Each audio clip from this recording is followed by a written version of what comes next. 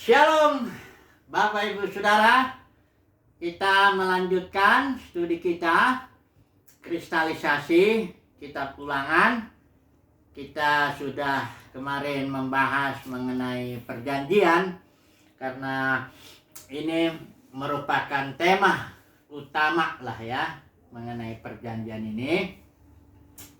Karena kitab ini bukan kitab Ulangan ya, mengulang yang sudah, bukan, tapi ini kitab lebih kepada Musa itu menulis pada waktu usianya 120 tahun. Dia menjelaskan lebih detail supaya semuanya Israel memahamilah ya, baik mengenai perjanjian, baik mengenai hukum-hukumnya, baik mengalami pengalaman-pengalaman mereka di padang gurun dan sebagainya.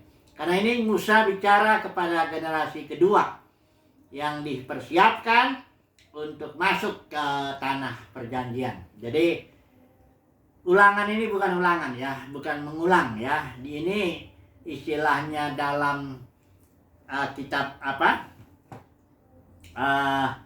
Ibrani, Alkitab Ibrani itu dia ini kata-kata ya. Kalau kita lihat ini, kalau di sini kitab Ulangan itu, sebentar dulu ya.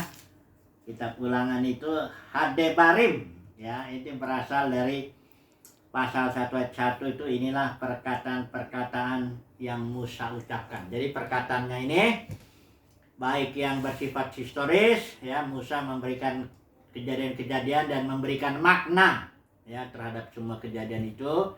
Kemudian Musa juga menguraikan juga termasuk hukum-hukum dan apa yang harus dikerjakan nanti ketika masuk ke dalam tanah perjanjian. Dan ada kata-kata terakhir Musa, juga berkat Musa.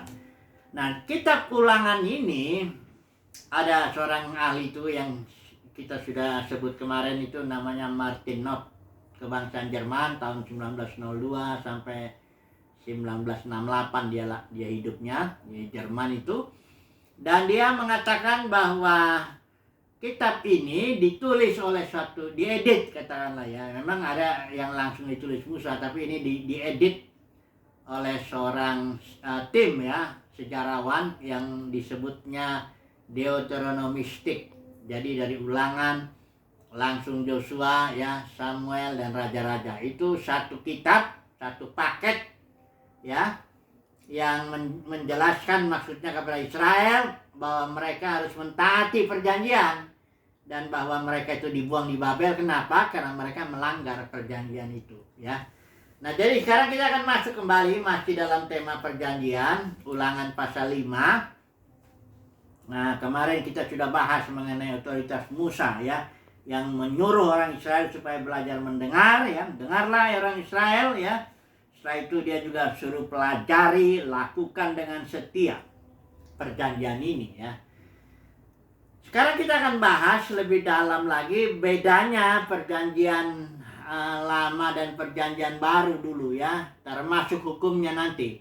Karena perjanjian lama itu ditulis yang diuraikan di Keluaran 1920 itu adalah antara Yahweh dengan Israel, diperantarai oleh Musa. Sementara perjanjian baru nanti kita lihat, walaupun kita nggak bahas ini terlalu detail ya, karena tema kita ini kita sedang bahas kristalisasi kitab Ulangan. Tapi ini supaya lebih jelas membanding-bandingkannya ini. Ini perjanjian baru ini diikat oleh El Elyon, the Most High God ya, dengan umat pilihan Tuhan orang percaya dan diperantarai oleh Yesus. Kalau di sini hukumnya hukum Taurat disebutnya. Kalau di sini hukum Taurat yang ditulis di dalam batin, yaitu hukum roh ya. Jadi dia hukum life giving spirit, roh pemberi hidup. Nanti kita lihat banding-bandingkan dulu supaya kita bisa membedakannya ya. Kalau mempelajari sesuatu sangat baik kalau kita membandingkannya dia dengan yang lain ya. Studi banding kayak begitu ya. Mari kita melihat dulu bahwa 1 Timotius 1 ayat 4 ini bahwa menjelaskan bahwa semua dalam tiap dispensasi Tuhan itu meminta iman ya. Tidak ada seorang pun yang bisa dibenarkan Tuhan karena melakukan hukum Taurat ya.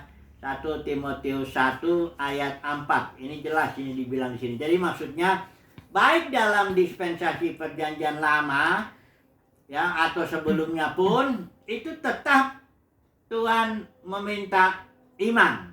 Hanya cara mengekspresikan iman itu berbeda-beda tergantung dispensasinya. Kalau dalam dispensasi perjanjian lama, orang beriman dalam perjanjian lama itu mengekspresikan ketaatannya atau mengekspresikan imannya dengan mentaati hukum Taurat. Nah, tapi kalau dalam perjanjian baru, iman ya diekspresikan melalui hukum roh, mentaati pimpinan roh ya. Jadi hanya ekspresi imannya yang berbeda, tapi bahwa tiap dispensasi Tuhan tetap meminta iman ya. Coba dulu kita lihat ya, 1 Timotius 1 ayat 4. Ini saya pakai ILT ya. Ataupun menaruh perhatian pada mitos-mitos dan silsilah-silsilah yang tiada akhirnya, yang lebih banyak menimbulkan perdebatan daripada penata layanan Elohim yang ada dalam iman. Penata layanan itu adalah istilah Yunani oikonomia, itu artinya oikos dengan nomos, pengelolaan kerumah tanggaan artinya. Tuhan mengelola rumah tangganya, tapi pengelolanya ini dikatakan sini ada dalam iman. Artinya selalu Tuhan minta iman dalam setiap zaman, dalam setiap dispensasi. Saya selalu, kalau saya memilahnya ya, dispensasi Adam, Tuhan juga ingin iman ya. Habel itu persembahannya diterima karena iman ya. Demikian juga nanti dispensasi Nuh, itu juga karena iman. Dispensasi Abraham, ini juga karena iman. Dispensasi Musa, ini juga karena iman. Jangan salah ya. Banyak orang berpikir bahwa Tuhan mau membenarkan orang-orang perjanjian lama karena melakukan hukum Taurat. Enggak ya. Hukum Taurat itu diberikan nanti ada fungsinya lah ya, sebagai penuntun dan sebagainya. Tapi tetap itu orang dalam perjanjian lama itu adalah orang-orang yang mendapatkan kasih karunia, punya iman, setelah itu mengekspresikannya dengan mentaati aturan-aturan hukum Taurat. Demikian juga perjanjian baru ini, dispensasi para pemenang, dispensasi gereja orang bilang ya. Itu juga Tuhan menuntut iman, tapi diekspresikanlah dengan cara mentaati pimpinan roh. Karena orang benar ya itu ya hidup dengan iman, tapi dia kalau sepanjang seberapa itu disebut putra Elohim ya dia yang mengikuti pimpinan roh. Kemudian demikian zaman kerajaan dan sebagainya nanti Yerusalem. Semuanya iman ya. Tidak ada yang, karena tak ada seorang pun dibenarkan, baik orang Yahudi maupun orang bukan Yahudi, tak ada seorang pun yang bisa dibenarkan karena melakukan hukum ya. Nah, jadi sekarang kita masuk aja dulu. Perjanjian baru itu apa?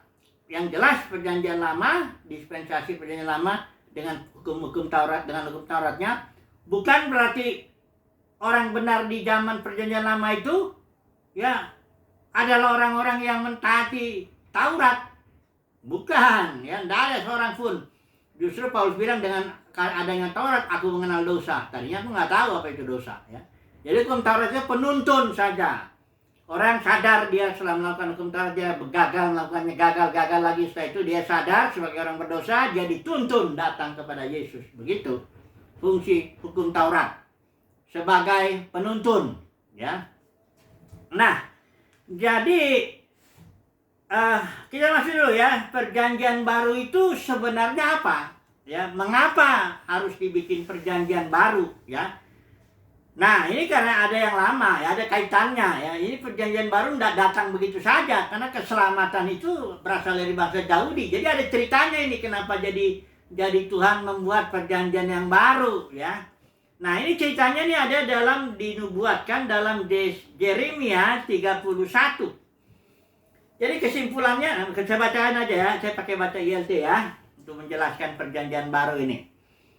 Lihat ayat 31 ya. Lihatlah hari-hari itu tiba, firman Yahweh, bahwa aku akan mengikat suatu perjanjian baru dengan keluarga Israel dan dengan keluarga Yehuda.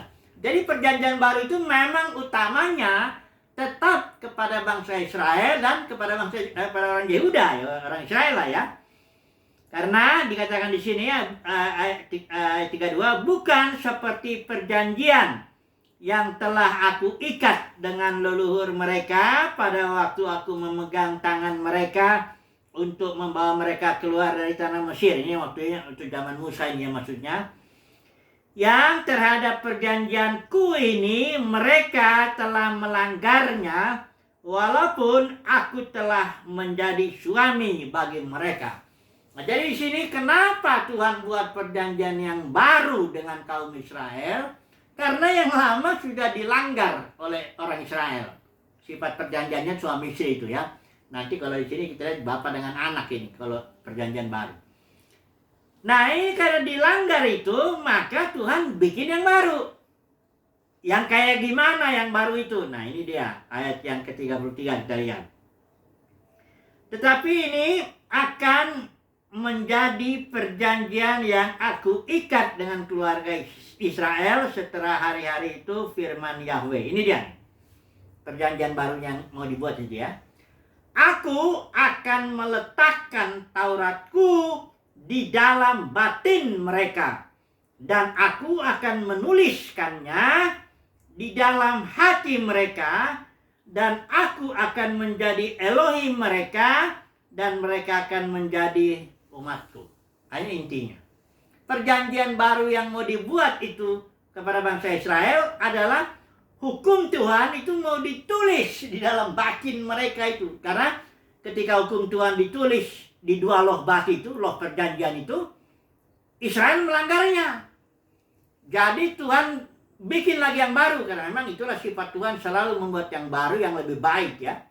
Maka Tuhan bikin, aku akan tuliskan ya di dalam batin mereka. Bagaimana caranya itu sebenarnya kalau Yeskiel 36 ayat 26-27 itu artinya Tuhan berikan hati yang baru, berikan roh yang baru. Dan bahkan roh Tuhan pun akan ada di dalam Israel itu. Ini dia caranya, perjanjian baru itu. Nah, sekarang bagaimana caranya itu? Itu dia, Yesus datang. Ingat ya, Yesus datang tidak bermaksud melanggar hukum Taurat. Enggak. Yesus datang dengan cara menggenapi, karena hukum Taurat itu sebenarnya sesuai dengan Kolose 2:17 hanya merupakan simbol, lambang, tanda, di mana realitanya itulah yang dinyatakan oleh Yesus, karena Yesus itu adalah realita. Realita sama dengan kebenaran ya, truth, I am the reality. Jadi semua hukum Taurat ini lambang, penggenapannya, realitanya, wujudnya, esensinya adalah Kristus. Jadi Yesus menggenapi baik hari raya Paskah, Pantekosta, Tabernakel, baik kemah suci, baik aturan-aturan apapun juga itu digenapi. Karena Yesus bilang satu iota pun dalam hukum Taurat nggak boleh dihapus sampai digenapi dulu ya. Nah, ketika Yesus digenapi dengan cara mati bangkitnya ke surga, ya, siapa yang mendapat kasih karunia percaya, maka mendapatkan roh itu. Life giving spirit, roh pemberi hidup, roh pemberi hayat masuk dalam batinnya. Itulah artinya hukum Taurat dimasukkan dalam batin kita. Sebenarnya ini untuk orang Israel dulu, itulah pelayanan Petrus. Dia ini pelayanan ya. Tapi ketika Sanhedrin menolak, ya Tuhan bangkitkan Paulus untuk melayani bangsa-bangsa lain, perjanjian baru. Jadi Paulus itu melayankan perjanjian baru kepada bangsa-bangsa lain. Nah, jadi apakah perjanjian baru? Intinya adalah suatu perjanjian antara El Elyon yang bersifat Bapa Anak dengan cara hukum itu ditulis di dalam batin. Perjanjian baru itu bersifat batiniah dia. Kalau saudara membandingkan yang lama, perjanjian yang lama dengan hukum-hukumnya, dengan berkat-berkatnya, dengan semuanya ini jelas beda. Bedanya gampang. Ini dia jasmani, ini yang rohani. Saudara lihat. Kemah sucinya jasmani dengan 3 ruang itu. Di sini bait sucinya adalah kita, bait roh ya. Di sini ibadahnya nama Tuhan ditaruh di Yerusalem. Makanya waktu Yesus bicara sama perempuan Samaria bilang, kamu bilang di Yerusalem, kalau orang Samaria di Gunung Gerizim. Yesus bilang ada saatnya nanti kamu bukan ibadahnya di gunung ini, gunung itu, ritual ini, ritual itu, tapi dalam roh dan kebenaran. Ya, jadi batinnya. Berkatnya juga begitu. Berkatnya orang Israel ini adalah berkat jasmani. Engkau akan menjadi kepala bukan ekor. Artinya kepala dari antara bangsa-bangsa. Karena orang Israel itu umat kesayangan. Ya, antara bangsa-bangsa, walaupun ini sering dikutip ke sini. Sebenarnya di sini perjanjiannya ini adalah Efesus 1:3, segala berkat rohani. Karena di sini semuanya yang jasmani ini ada padanan rohaninya, ada. Kayak kemah suci, kita sudah bahas itu ya. Ada di situ mezbah pembakaran, ada bejana pembasuhan, ada kandil, ada meja roti sajian, ada mezbah dupa, dan lahnya yang masuk ke dalam itu tabut. Itu satu pengalaman rohani mulai dari lahir baru sampai kepada penyatuan dengan Tuhan. Union with God. Itu dia pengalaman. Jadi artinya gini, ini banyak orang yang nggak tahu. Dan sekarang saya mau bicara dulu, masuk dulu secara praktis dulu kepada, saya menyebutnya 3 hukum dulu lah yang sering dibawa masuk oleh para pemimpin denominasi dari perjanjian lama dimasukin ke dalam perjanjian baru. Kenapa? Ya karena pertama karena nggak ngerti barangkali, kedua ya karena memang enak gitu. Misalnya yang saya mau bilang hukum perpuluhan dan hukum buah sulung, ini dulu lah saya mau bicara. Kenapa? Di dalam zaman Israel memang buah sulung atau perpuluhan itu ya berupa hasil tani ya, kalau mereka sudah dipotong sepersepuluhan sebagai banyak acur aja lah. Ini dibawa masuk ke sini. Padahal ini kan hukum ini harusnya digenapinya ini buah sulung. Kalau dalam saya udah bahas itu, nggak saya bahas lagi lah ya. Di dalam surat Yakobus juga dibilang buah sulung itu adalah umat pilihan Tuhan. Kita ini sebagai apa? Ciptaan buah sulung ya, dari semua yang akan diselamatkan Tuhan, kita lah yang buah sulungnya. Orang buah sulung itu. Saya yakin perpuluhan juga orang, walaupun kita nggak tahu apakah orang yang sebagian yang orang yang dipilih dari dipanggil dari yang tidak dipanggil, atau yang dipilih dari yang tidak dipilih, atau yang setia. Karena para pemenang itu dipanggil, dipilih, setia. Karena perpuluhan buah sulung itu masuk dalam kategori, kalau orang Yahudi menuliskannya dalam 613 hukum itu masuk dalam kategori dedication to the temple. Jadi didedikasikan untuk temple, sama itu buah sulung perpuluhan. Jadi saya yakin ini juga realitanya itu orang. Ya, jangan diterapkan hukum itu ngambil, tapi emang ini kalau para pemimpin denominasi memang mengambil uang dari umatnya. Bukan hanya ngambil orang-orangnya itu, menarik jemaat kepada dirinya, tapi dia narik uangnya juga ya dengan ajaran itu. Palsu itu ya. Karena yang di sini realitanya yang benarnya itu buah sulung sama perpuluhan itu untuk orang Israel. Nah, dipalsukanlah di sinilah dalam perjanjian baru. Padahal dalam perjanjian baru buah sulung dan perpuluhan itu orang di sini. Saya beri contoh lagi hukum rajam, ya. Hukum rajam itu di Israel itu ada, kalau misalnya perempuan berzina itu dirajam, memang ada. Atau perempuan yang menikah yang tidak ada tanda-tanda keperawanan itu dirajam, ya. Atau ada seorang anak yang melawan orang tuanya terus menerus itu dibawa sama orang tuanya ke tua-tua, itu dirajam juga. Jadi ada hukum rajam. Nah, tapi hukum rajam nggak dibawa ke sini dong oleh para pemimpin denominasi, karena nggak mungkin lah. Jangan nanti anak pendeta narkoba tak apapun masa mesti dirajam sama jemaat, kan nggak mungkin. Yang enak-enak lah diambil. Ini kan licik lah gitu ya.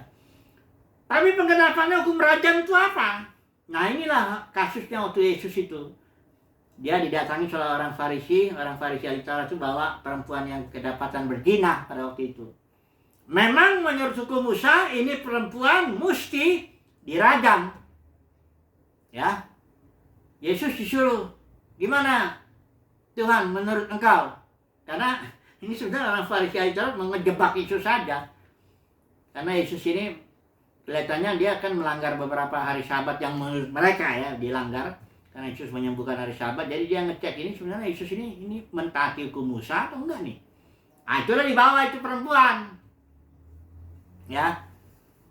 Sudah itu apa jawab Yesus? Dia menulis di tanah.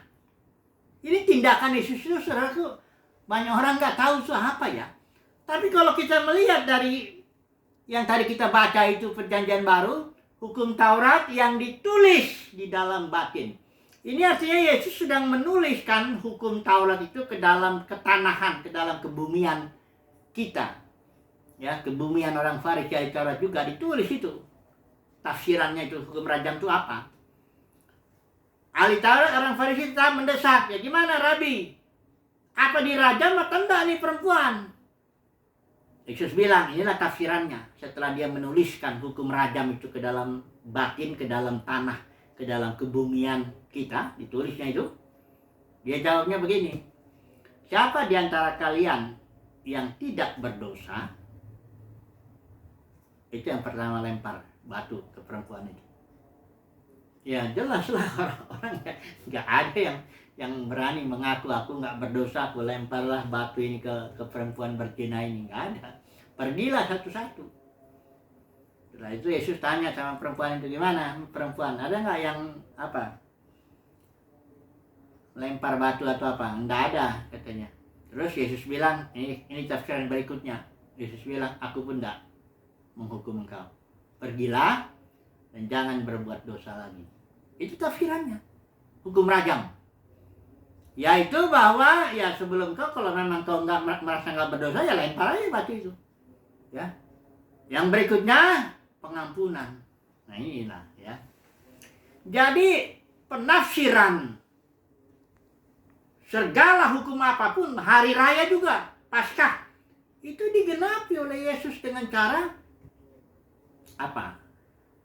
Anak domba Paskah mati. Kita nggak merayakan Paskah. Nah ini orang Kristen kadang-kadang nggak ngerti sih. Hari raya Paskah kok dirayakan? Itu untuk orang Yahudi.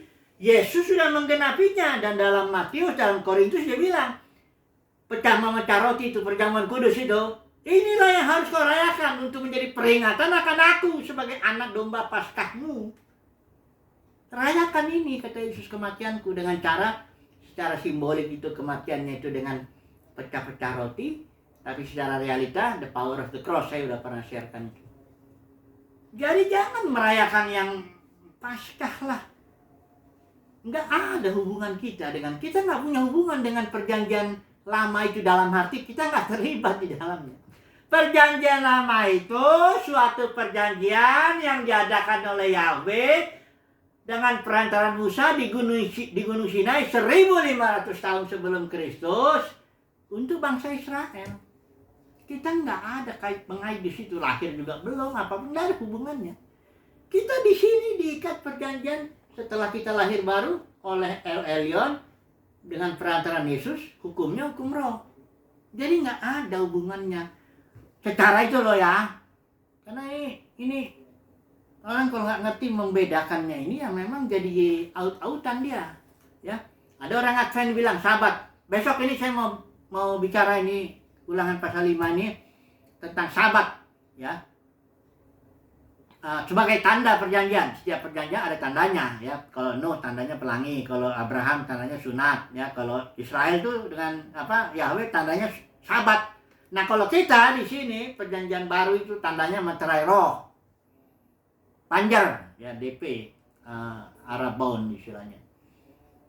Besok saya mau bicara soal tanda perjanjian ini ya, Sabat, ya. Jadi apa itu artinya Sabat? Jangan dibawa kayak ajaran Advent. Ajaran Advent tuh kan katanya kita semuanya firman Tuhan ini. Jadi kita harus merayakan Sabat. Sabat itu memang hari Sabtu. Jadi orang Advent, Ellen G. White itu, saya pernah belajar juga, lama juga sama mereka itu. Kita harus merayakan, harus mentaati itu katanya. Jadi orang Advent tuh gereja Advent masih hari ke-7 atau apa namanya itu. Itu dia hari Sabtu.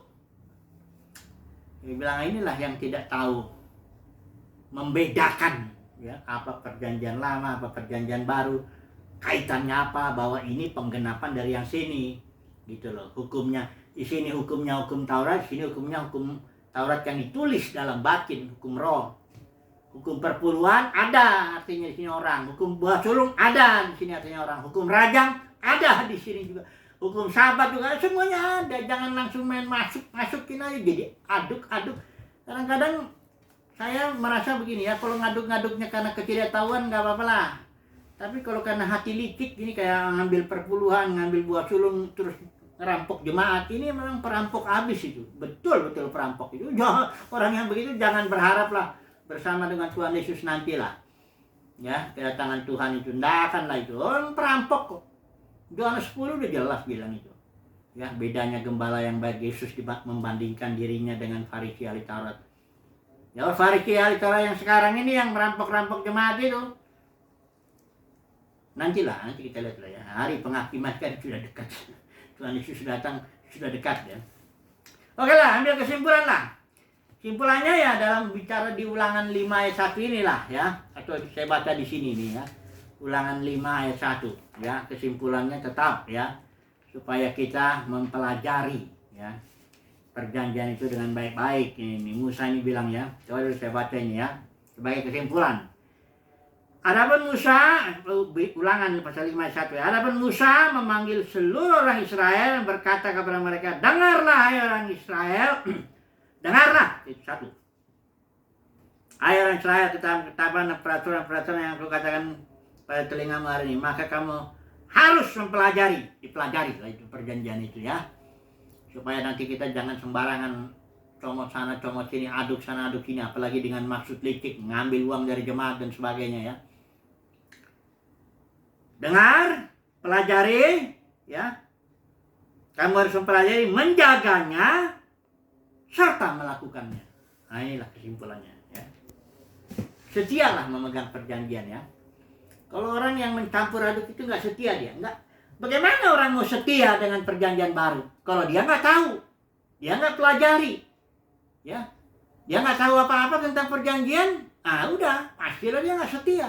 Nah, orang yang nggak setia ini ya nggak dapat kasih karunia lah ya untuk bersama dengan Tuhan dalam zaman berikut, dalam kerajaan berikut. Oke lah, besok saya akan bicara tentang tanda perjanjian sahabat ya. Haleluya, amin.